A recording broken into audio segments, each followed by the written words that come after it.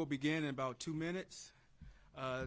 Again, today you will be briefed on the status of the ongoing investigation of the UPS crash here in Louisville. And you will be briefed today again by member Todd Inman. Inman is spelled I-N is in Nancy, M is in Mary, A is in Apple, N is in Nancy. Thank you. And your name? Keith Holloway. Should be on, right?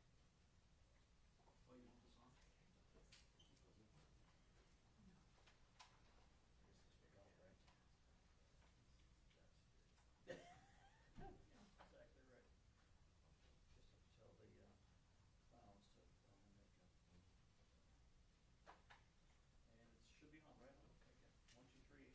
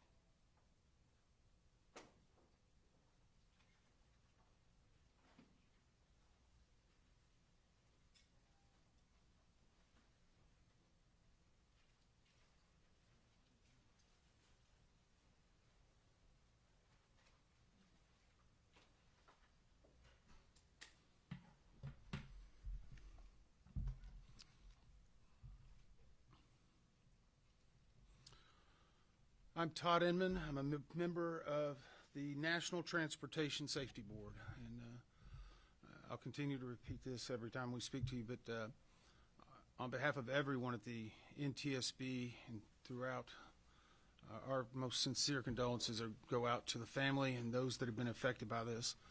We know as each day it goes a little bit farther, it becomes a lot tougher. We're still in the fact-gathering phase of our investigations, and I want to recap a few things that we've already accomplished so far.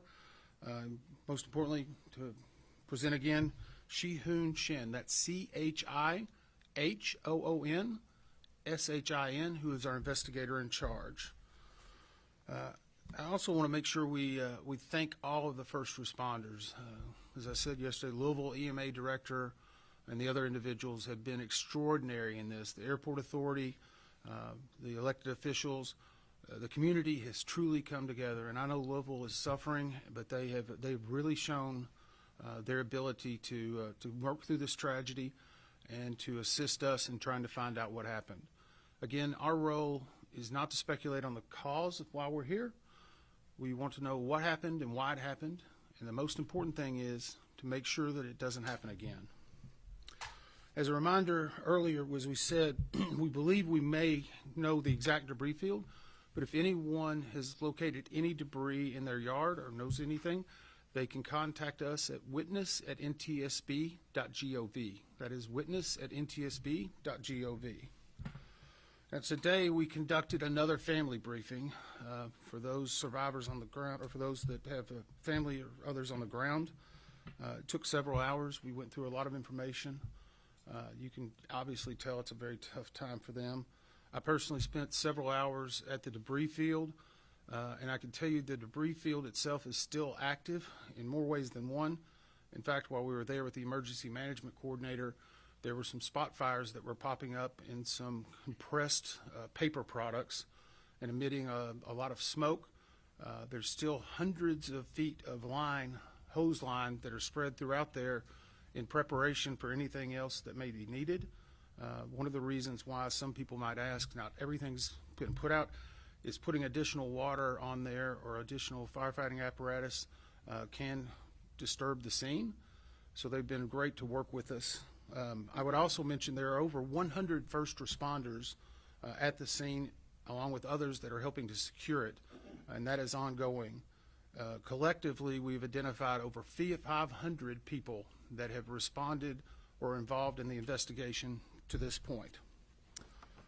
I'm going to give you some specific information that we have that we've been able to come up with so far. The Cockpit voice recorder contained 2 hours and 4 minutes of what we consider good quality digital recorded audio. In reviewing that audio, the crew completed their standard checklists and briefings in preparation for the flight. The takeoff roll was what we called uneventful through the different speed callouts. About 37 seconds after the crew called for takeoff thrust, a repeating bell was heard on the CVR, which persisted until the end of the recording 25 seconds later. During this time, the crew engaged in efforts to attempt to control the aircraft before the crash. The NTSB will now be forming a CVR group comprised of technical experts on the MD-11 at the NTSB headquarters in order to review the recording and produce a written transcript. Now, this CVR transcript will be made public only when a majority of the other factual reports are placed in the NTSB public docket for this accident, and that will be several months from now. Additionally, in regard to the plane itself, the bulk of the left engine pylon was still attached to the left engine when the engine separated from the wing. Both of those components are in a secured facility and undergoing further examination. We have conducted additional searches in the grass area adjacent to runway 17R and are beginning to find additional pieces of the engine attachment. Additionally, later today, they will be doing another sweep using metal detectors and other types of apparatus. We have also completed a LiDAR scan of the topography, the debris field, the airfield, and that is assisting us a lot with a lot of other technical equipment that's been brought in for aerial recreation. We also are utilizing the FBI in assisting us with making safe a number of potential hazards for our investigation. This is very normal in an aircraft investigation. There are a lot of things such as compressed bottles, fuel suppression or fire suppression materials. Those have to be made safe before we can disturb some of those areas.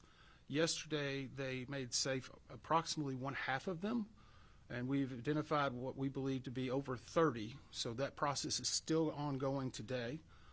I can say today we have been working in a full operational cadence except for a short amount of time due to potential lightning around the field. The safety of everyone at the location and working on this accident is paramount. But even with that work going on, we still understand the importance of the recovery of those who are still missing, and we are making sure that we are identifying any areas that may have potential victims and making sure that we're trying to prioritize so that the coroner and the medical examiner can obviously do their work. As you may have seen, or you may not have seen, but we actually sent a tweet out about the last 30 minutes, and so I want to make sure we read that for you so you know. During yesterday's media briefing, the preliminary information we reported was that the FAA ADSB data indicated a GPS altitude of 475 feet.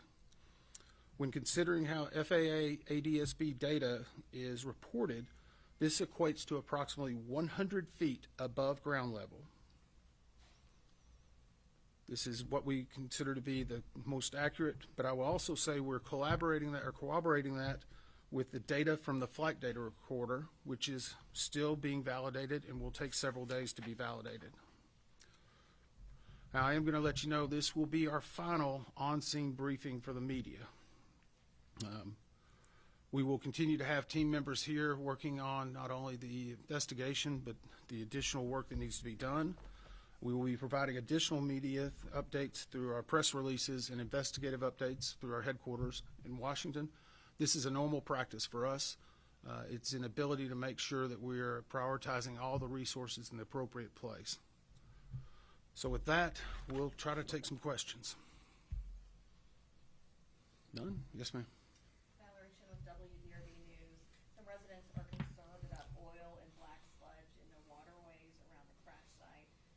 NTSB doing about those issues? So the question is regarding the environmental concerns around the site.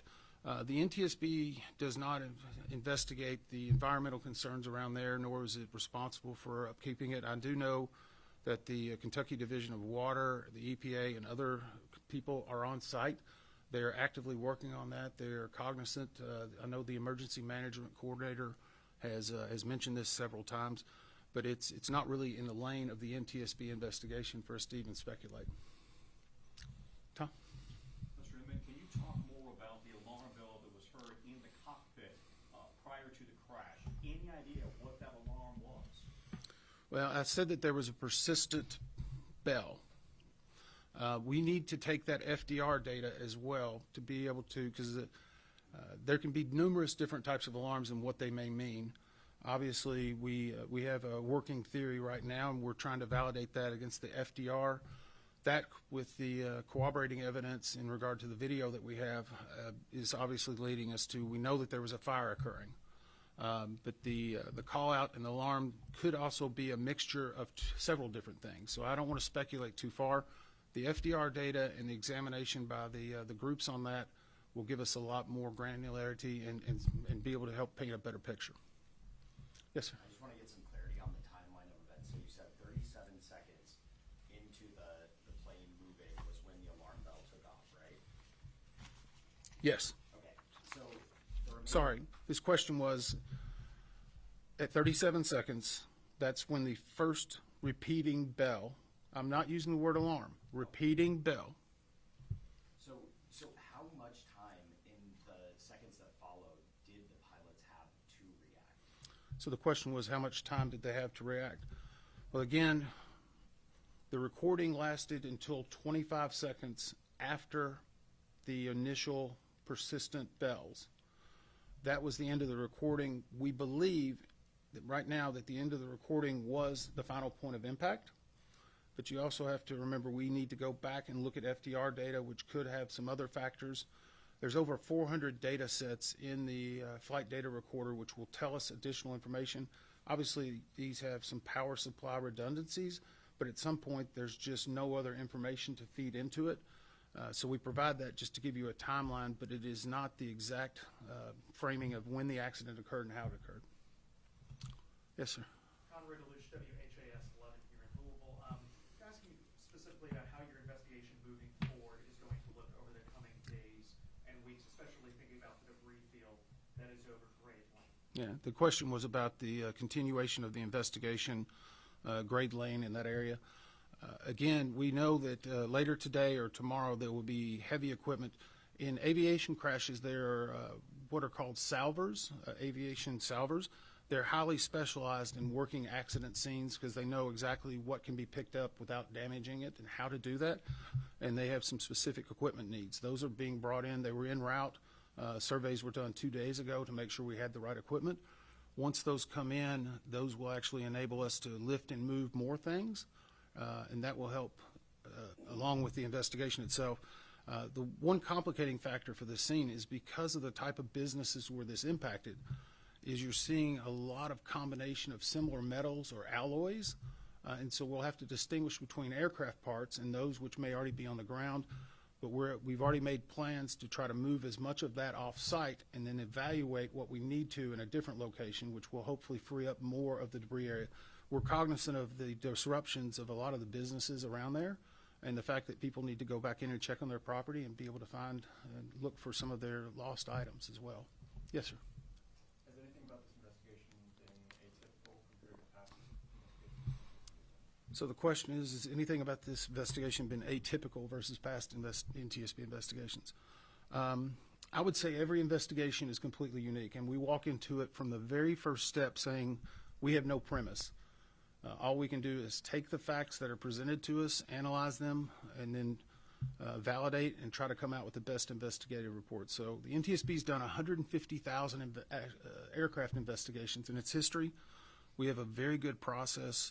We have a lot of great experts. We're being supported by a lot of subject matter experts, but every one of them is completely different. So, similarly, I'll call on you. Yes, sir. Jonathan Gregg, Spectrum News. Any additional information in the last 24 hours about the MD-11 aircraft when it was in San Antonio. Anything that you learned additionally about that time spent there for maintenance? So the question was about the MD-11 whenever it was in San Antonio. We, as I said, or I didn't say, I'm sorry, it was in for what we call a heavy check. That is something that is used in every airline, which UPS is an airline itself, uses different terminology, but it is considered a heavy check. We've actually dispatched additional people to retrieve some records. The FAA has assisted us in doing that, and the good thing is they have a monitoring system on any of type of those repair facilities. So we feel that we're going to get all the information we need, but it's going to be a lot of information, and so it's going to take a long time to go through and sort through everything that was done while we make sure we're focusing in the right areas. Yes, ma'am. Alexis Matthews, WLKY. Now that you have been at the crash site, do you anticipate needing to be here longer than the week or a little bit more than you anticipated, or are you still in that time frame? So the question was, at the crash site, do we anticipate being here for another week? We will be here as long as it takes. Some of us may transfer out because we're better using the resources to bring in other people. But I can tell you this much, we're not going to leave until we know that we've secured all of the perishable evidence and all the information that will be necessary to come out with the most comprehensive investigative report.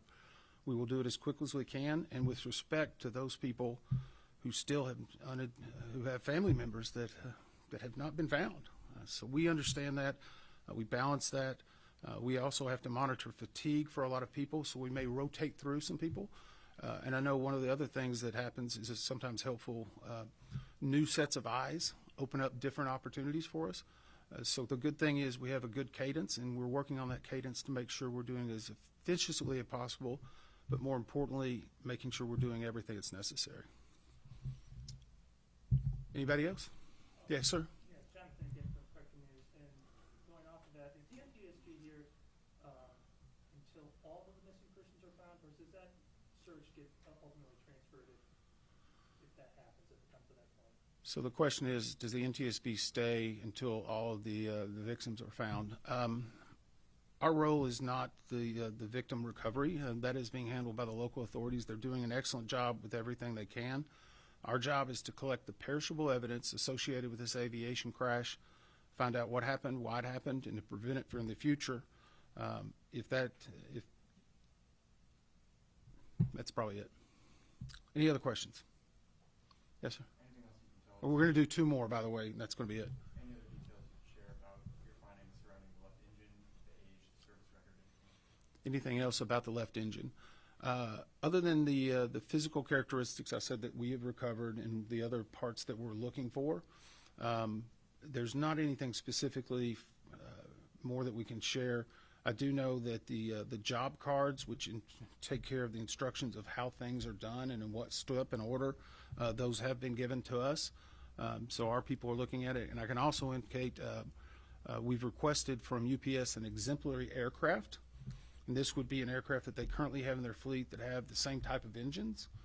They've been more than willing to provide one so that our inspectors can go and look at similar ones that are with the exact same type of configurations. And I believe today or tomorrow some of our operations team are actually going to be in the simulators for the MD-11 that are here on site, which is very helpful. And they can look at the cockpit configuration to be able to run some scenarios that they need to come up with that. One more question. I guess based on what is the significance of the left engine being attached to the pylon? Can you just explain that in layman's terms, what that would mean in the investigation? The question is in regard to the left engine being attached to the pylon. With the video evidence that we have and what we've been able to see, we know that that area needs to be an area of focus. By letting you know that the pylon is still attached, or let me clarify, the pylon was attached at the time that it disengaged from the aircraft. Now, subsequently, there could be damage that occurred upon its impact with the terrain. So I want to clarify that because when we release pictures, it may not look like what someone would think that we said now. But that is significant to us because it lets us move the focus into other areas. It also allows us to do, in our laboratory in DC, we have metallurgical analysts, and we do a lot of very specific analyzation of that data. So we need to try to figure out, and I think the question yesterday is how much of the airplane we put back together. This is an area based upon the video evidence we have that we know we need to focus, but it won't be the sole focus. It's one aspect of it, but we need to actually try to do as much as we can to figure out that area because we know we have some form of cause of issue or concern there. Thank you all very much. Thank you for the clarity. That person's okay. Didn't send